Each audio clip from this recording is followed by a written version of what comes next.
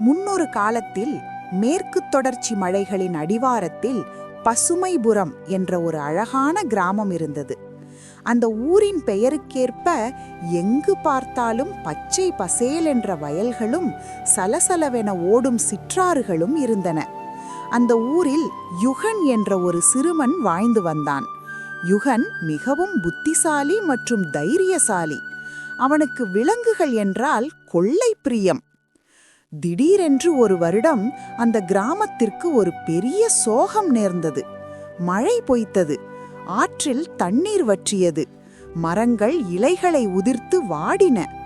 மக்கள் குடிநீருக்கே சிரமப்படும் நிலை உருவானது. ஊர் மக்கள் அனைவரும் கவலையில் ஆழ்ந்தனர். ஊர் தலைவர் ஒரு அவசர கூட்டத்தை கூட்டினார். கூட்டத்தில் ஊரின் வயதான பெரியவர் ஒருவர் பேசினார். மக்களே, நம் ஊரின் வடக்கு திசையில் இருக்கும் மாயாவனம் என்ற அடர்ந்த காட்டிற்குள் ஒரு அபூர்வமான தங்க மாமரம் இருக்கிறது. அந்த மரத்தில் காய்க்கும் மாயாஜால மாம்பழத்தை யாராவது கொண்டு வந்து நம் ஊரின் வறண்ட கிணற்றில் போட்டால் மீண்டும் மழை பொழியும், ஊர் செழிக்கும். ஆனால் அந்த காட்டிற்குள் செல்வது மிகவும் ஆபத்தானது என்றார் வயதான பெரியவர். இதை கேட்ட ஊர் மக்கள் பயந்தனர்.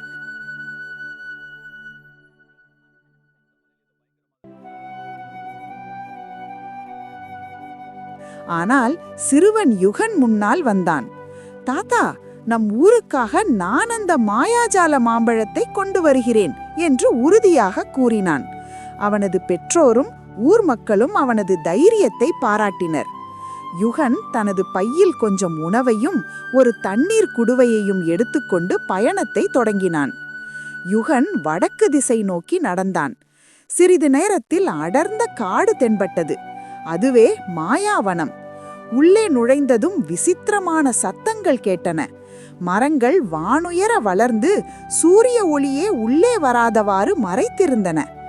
சிறிது தூரம் சென்றதும் ஒரு பெரிய கரடி வழியை மறித்து நின்றது.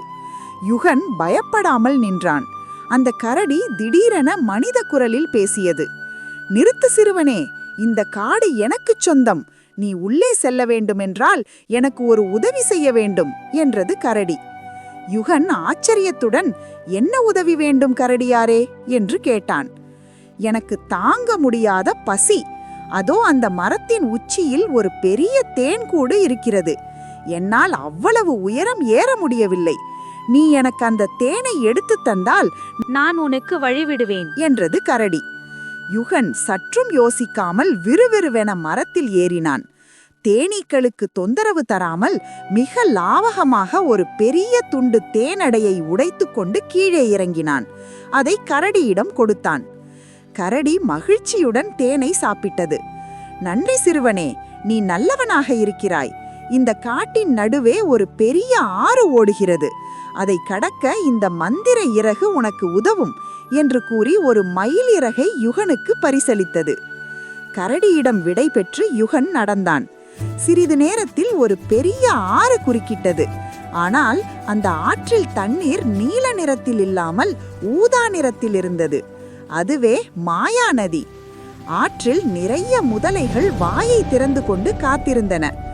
யுகன் கரடி கொடுத்த மந்திர மயிலிறகை கையில் எடுத்தான். என்ன ஆச்சரியம்! அந்த மயிலிறகு பெரிதாக வளர்ந்து ஒரு படகு போல மாறியது. யுகன் அதன் மேல் ஏறி அமர்ந்தான். முதலைகள் படகை நெருங்க முயன்றன. ஆனால் மயிலிறகிலிருந்து வந்த ஒரு பிரகாசமான ஒளி முதலைகளை விலகிச் செல்ல வைத்தது. யுகன் பாதுகாப்பாக ஆற்றின் மறுகரையை அடைந்தான். விலங்குகளிடத்தில் அன்பு காட்டினால் அவை நமக்கு உதவும் என்று கரடி சொன்னது உண்மைதான் என்று நினைத்து கொண்டான். ஆற்றை கடந்ததும் வழி 2 பாதைகளாக பிரிந்தது. எந்த பாதையில் செல்வது என்று தெரியாமல் யுகன் விழித்தான். அப்போது ஒரு பழைய மரத்தின் பொந்திலிருந்து ஒரு ஆந்தை வெளியே வந்தது. அந்த ஆந்தை கண்ணாடி அணிந்திருந்தது. வணக்கம் சிறுவனே, நீ தங்க மாமரத்தை தேடி செல்கிறாய் என்று எனக்கு தெரியும். சரியான பாதையை நான் காட்டுகிறேன். ஆனால் நான் கேட்கும் புதிருக்கு நீ சரியான விடை சொல்ல வேண்டும் என்றது ஆந்தை. யுகன், கேளுங்கள் ஆந்தையாரே என்றான். ஆந்தை புதிரை போட்டது. எனக்கு நகரங்கள் உண்டு, ஆனால் வீடுகள் இல்லை. எனக்கு மலைகள் உண்டு, ஆனால் மரங்கள் இல்லை. எனக்கு ஆறுகள் உண்டு, ஆனால் தண்ணீர் இல்லை. நான் யார்? யுகன் சிறிது நேரம் யோசித்தான். அவனது பள்ளியில் படித்த பாடங்கள் நினைவுக்கு வந்தன. அவன் சிரித்துக்கொண்டே சொன்னான், எனக்கு விடை தெரியும். அது வரைபடம், மேப் என்றான். ஆந்தை மகிழ்ச்சியுடன் சிறகடித்தது. சரியான விடை. நீ அறிவாளியாக இருக்கிறாய். இதோ வலது பக்கம் செல்லும் பாதைதான் தங்க மாமரத்திற்கு செல்லும் பாதை. ஆனால் ஜாக்கிரதை, அந்த மரத்தை ஒரு பூதம் பாதுகாக்கிறது என்று எச்சரித்து வழியெழுப்பியது. யுகன் வலது பக்க பாதையில் நடந்தான். வெகு தூரத்தில் ஒரு பெரிய தங்க நிற ஒளி தெரிந்தது. அருகில் செல்ல செல்ல கண்கள் கூசின. அங்கே ஒரு பிரம்மாண்டமான மரம் முழுக்க முழுக்க தங்கத்தால் ஜொலித்துக் கொண்டிருந்தது.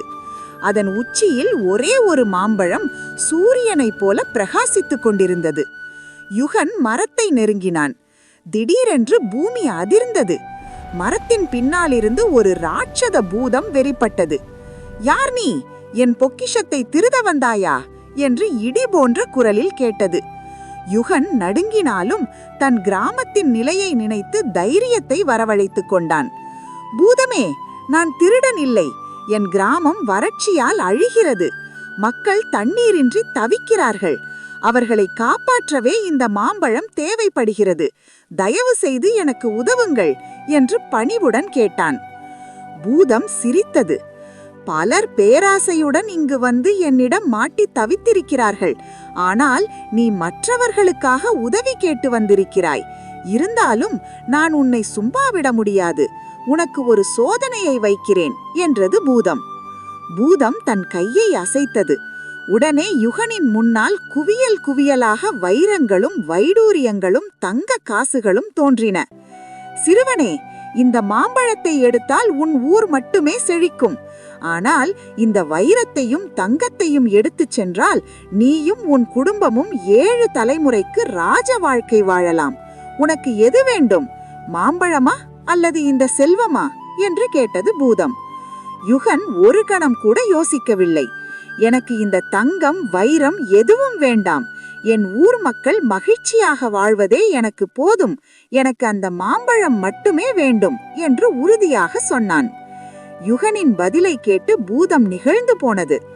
அற்புதம் சிறுவனே, சுயநலமில்லாத உன்னை போன்ற ஒருவனுக்காகத்தான் இந்த மரம் காத்திருந்தது. என் தியாக குணம் என்னை வென்றுவிட்டது என்று கூறி பூதம் மரத்தில் இருந்த மாயாஜால மாம்பழத்தை பறித்து யுகனிடம் கொடுத்தது. மேலும் இனி உன் ஊருக்கு எந்த குறையும் வராது என்று வாழ்த்தியது. யுகன் பூதத்திற்கு நன்றி கூறிவிட்டு ஊருக்கு திரும்பினான். ஊர் எல்லையை அடைந்ததும் ஊர் தலைவர் சொன்னது போலவே அந்த மாம்பழத்தை வறண்ட கிணற்றிற்குள் போட்டான். அடுத்த நொடியே அதிசயம் நிகழ்ந்தது. கிணற்றிலிருந்து தண்ணீர் ஊற்றெடுத்து பொங்கியது. வானத்தில் கருமேகங்கள் திரண்டன. சடசடவென மழை பெய்ய தொடங்கியது. காய்ந்த மரங்கள் துளிர்த்தன.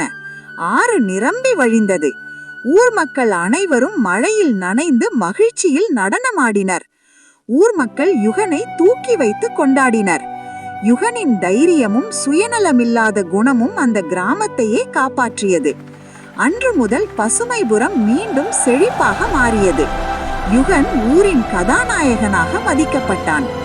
நீதி, தைரியம், புத்திசாலித்தனம் மற்றும் சுயநலமில்லாத குணம் இருந்தால் எப்பேற்பட்ட சவால்களையும் வென்று பிறருக்கு உதவ முடியும். இந்த வீடியோ பிடித்திருந்தால் லைக் செய்யவும், இது போன்ற வீடியோ கண்டு மகிழ லிட்டில் ஸ்டோரீஸ் தமிழை சப்ஸ்கிரைப் செய்யவும்.